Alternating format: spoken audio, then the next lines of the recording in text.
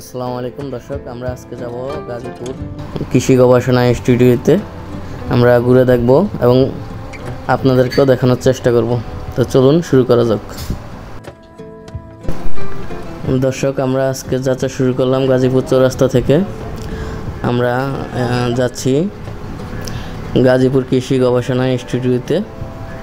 ঘুরে দেখব এবং আপনাদেরকেও দেখানোর চেষ্টা করব। আমরা এখানে দেখতে পাচ্ছি পাশে ধান গবেষণা ইনস্টিটিউট, তারপরেই কৃষি গবেষণা ইনস্টিটিউট। তো আমরা ঢুকে গেলাম কৃষি গবেষণা ইনস্টিটিউটের ভিতরে। এখানের পরিবেশটা খুবই সুন্দর। আপনারা চাইলে কিন্তু বিকালবেলা ঘুরতে আসতে পারেন এখানে।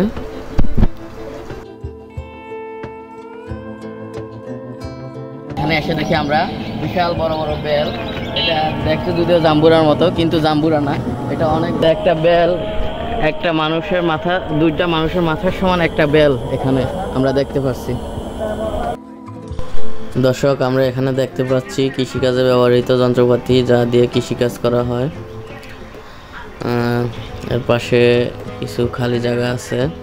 এখানে একটা পুকুর আছে, পাশে অনেকগুলো সোলার প্যানেল রাখা আছে। এগুলো দিয়ে সম্ভবত সেচ কাজ চালানো হয়।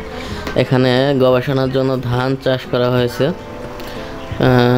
খুব অল্প পরিমাণে ধান। এগুলো গবেষণা ছাড়া অন্য কোনো কাজে হয় না, ব্যবহৃত হয় না। এখানে আমরা দেখতে পাচ্ছি দুন্দুল জাতীয় কোনো একটা সবজি, যা এখানে তাও গবেষণার জন্য চাষ করা হয়েছে। আমরা চলে আসলাম এই যে কৃষি গবেষণা ইনস্টিটিউটের একটা মাঠ আছে। এখানে মাঠে ফুচকা বিক্রি করতেছে। আমরা ফুচকা খাবো, দেখি ফুচকা খেতে কেমন সুস্বাদু হয়। খুব সুস্বাদুই হলো ফুচকা।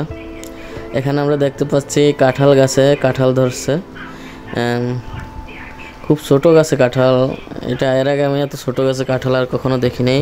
এটার নাম হচ্ছে বারি জ্যাক ফ্রুট 6 নামে এই কাঁঠালের জাতটার নাম। এখানে টবের ভিতরে খুব সুন্দরভাবে ফুল লাগানো হয়েছে।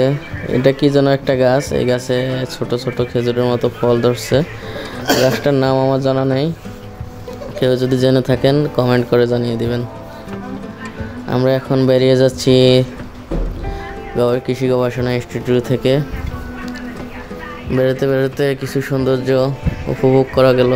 যাক, এখানে আরও একটা ফুলের টবে ফুল লাগানো। এখানে অনেকগুলোই ফুলের টব আছে যেগুলোতে ফুল লাগানো হয়েছে।